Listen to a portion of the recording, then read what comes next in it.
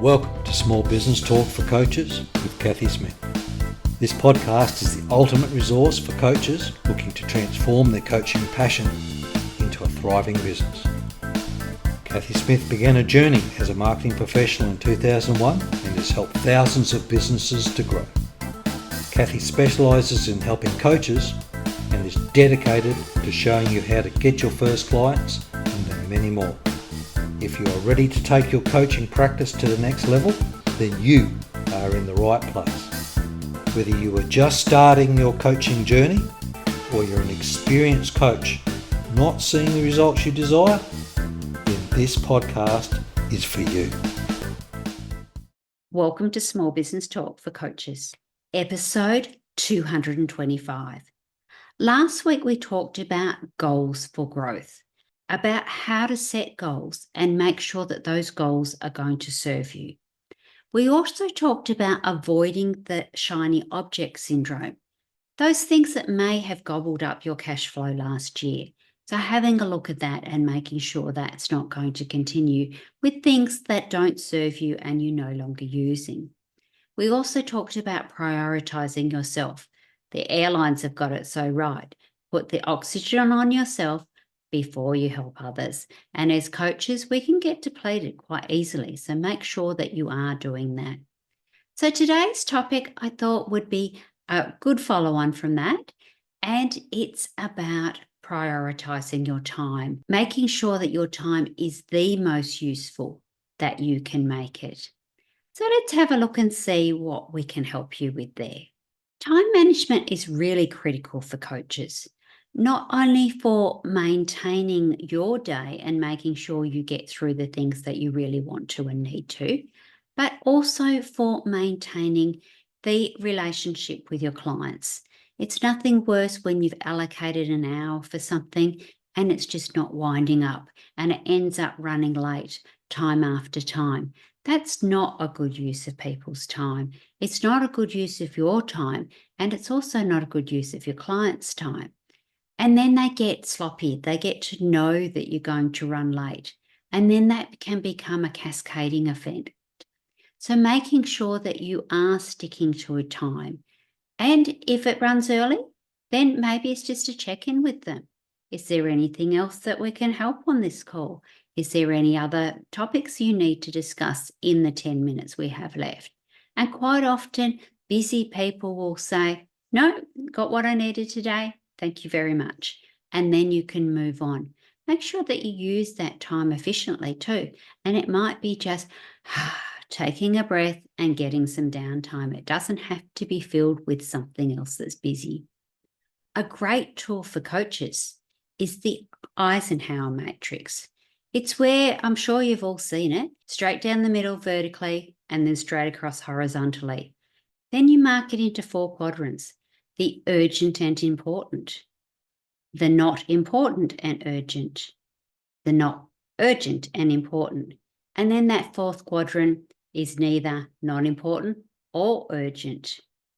There's lots of information that you can find out about the Eisenhower, but basically you look into those 4 quadrants and put the things that you need to have in there, and then discard totally the not urgent and not important, because they are not a good use of your time. Quite often with the others, you can think about delegating. Bookkeeping is a really good example. If you're not a great bookkeeper, then is that a good use of your time? I know when I very first started my business, I was spending all my summer holidays doing my books. It would take me 3 or 4 weeks to get it all up to date. My first bookkeeper, I had this shoebox full of stuff, and I said to her, oh, I think there's about 2 weeks worth of work there. After about 3 or 4 hours, she came back and said, where's the rest of it? She'd done it all. Now, the money I paid her for those 4 or 5 hours to get my 4 weeks back, well, amazing. And I've never done my books since then. So if you're a bookkeeper, obviously it's a different story, but then you might not want to do your own books either. As coaches, bookkeeping's generally not our forte. We're more creative souls or compassionate souls. So being able to delegate your bookkeeping to a professional bookkeeper that knows what they're doing, quite often they know legislation changes as well. They know things that you need to be keeping up to date on. They know the current state of things in the money world that you may not. So it's really worth investing. And delegating is a great way to move some of those things out of your important and urgent, or it could be not or urgent but important, because we've got to make sure that our books are up to date so that we don't end up with unexpected tax bills that we didn't know were coming. The ABCD method's another great way to do it, and that's really simple. You put the things into A, B, C, or D on priority, and the A's are for the most important thing. So you can't put 10 things into A. If you've got 10 most important things, maybe you have to go back to the Eisenhower and make sure that you're categorizing them into the correct things.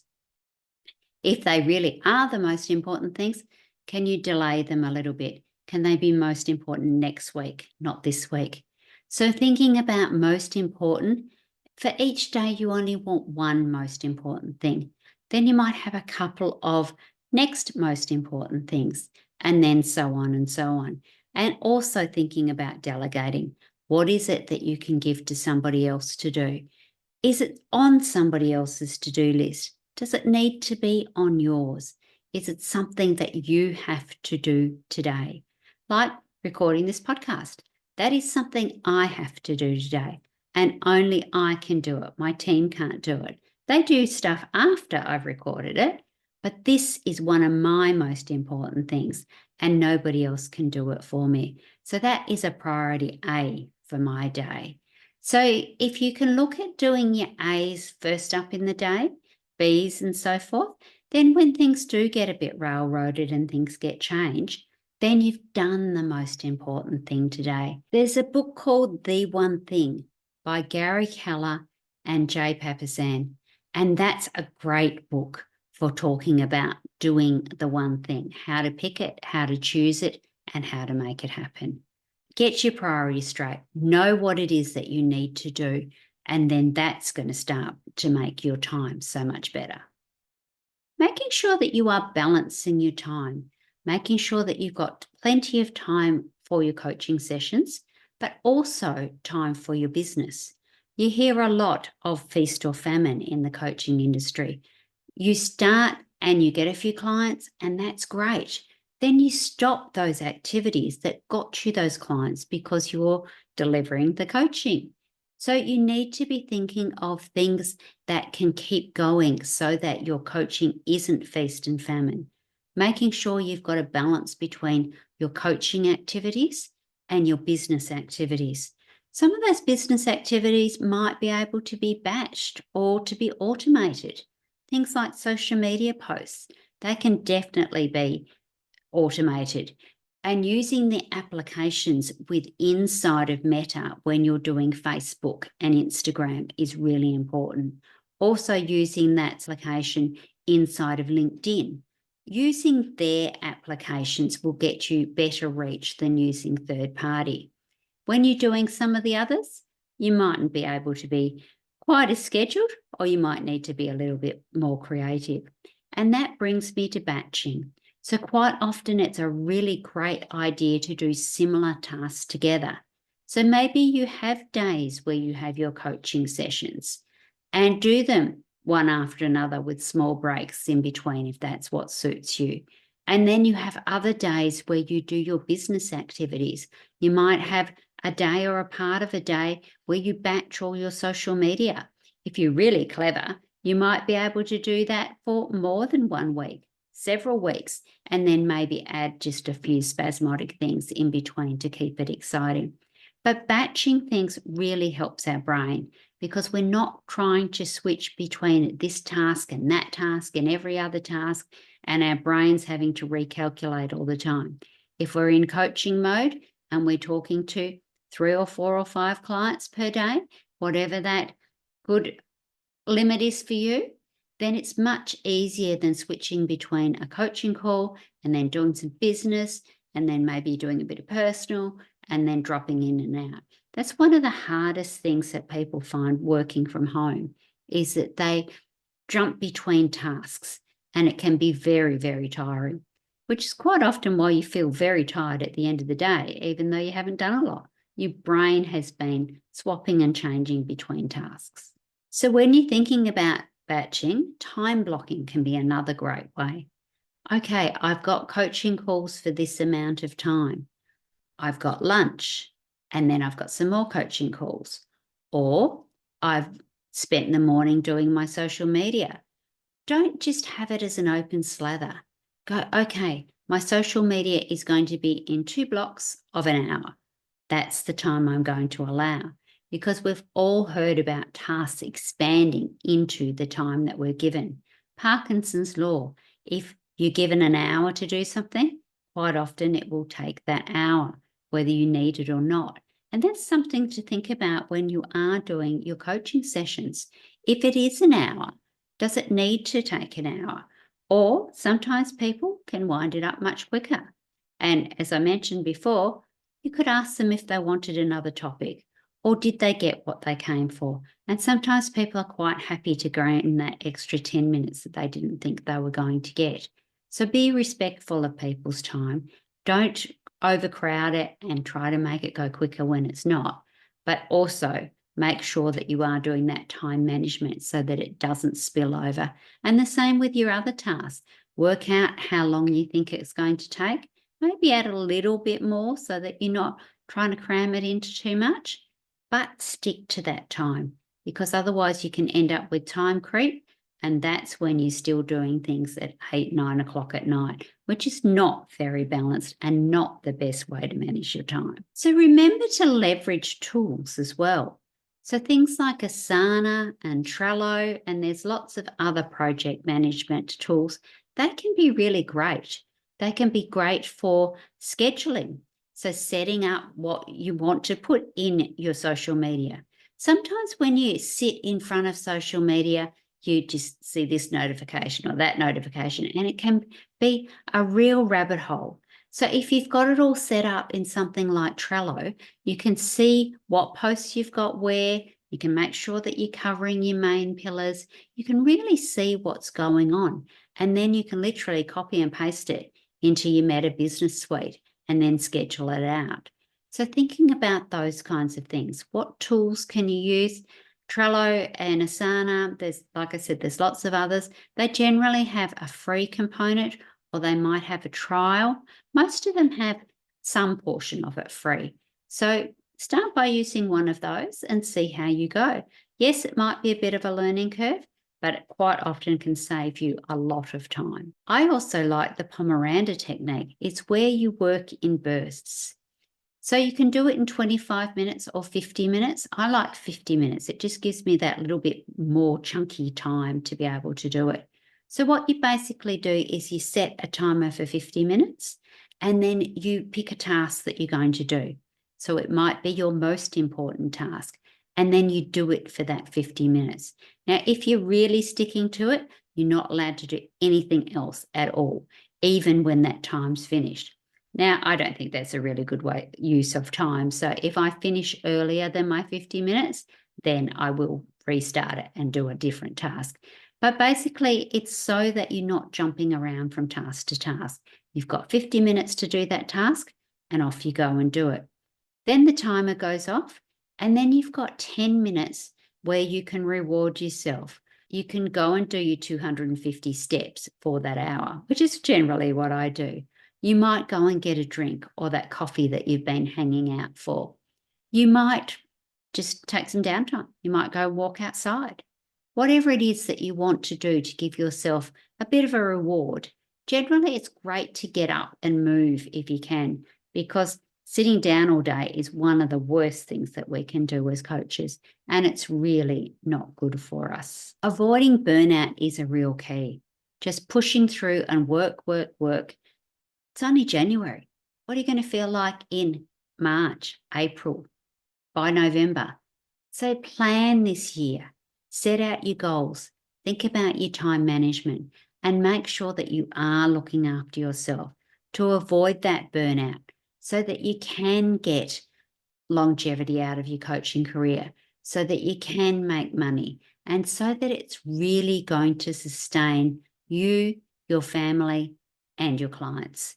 It's not going to help anybody if you burn out. So do have that work-life balance. Bring in some exercise so that you are moving around, because there is way too many coaches that are not looking after themselves. So please, don't you add to that list. Regularly do that self-checkup, do that self-assessment. Has my time sort of creeped a bit? Am I not getting the things done? Have I forgotten to turn the timer on more than once today? Do I need to make that 50 minutes a much harder thing? Just do that self-reflection, just do a little checkup, make sure that you're not missing those big things, because work-life balance really is very important. And if you need to, seek professional help. And as a coach, we know you should have a coach. So thinking about an area where you need a coach. And when you're starting out, there's lots of cheap ways to do it, but investing in coaching, as we know, is the way that you're going to grow. So look into the coaching associations, look into maybe doing some reciprocal coaching with other people, but don't spend all your time doing that, because that's not going to grow your business. It's probably not going to grow your skill level a whole heap either. So you need to be getting out there and coaching clients that will pay you, clients that are not just doing you a favor, clients that are looking for a result for themselves. So think about your time management, about how you can make this business a thriving business and not just a hobby. Now, if you like this sort of content, it's actually Chapter 11 in the Coach's Marketing Roadmap, about how to balance your life, balancing your life for long-term coaching success. So making sure that you are looking after yourself.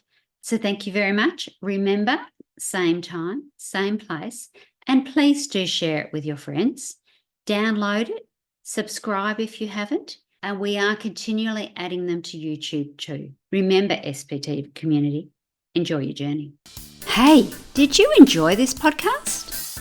Why don't you go and check out the Coach's Marketing Roadmap, your step-by-step guide to accelerate your journey to a thriving coaching business. thecoachesmarketingroadmap.com.au. And don't forget to subscribe to Small Business Talk for Coaches podcast. Go to smallbusinesstalk.com.au for all the show notes from this episode. Remember, coaches, to be great, you must start.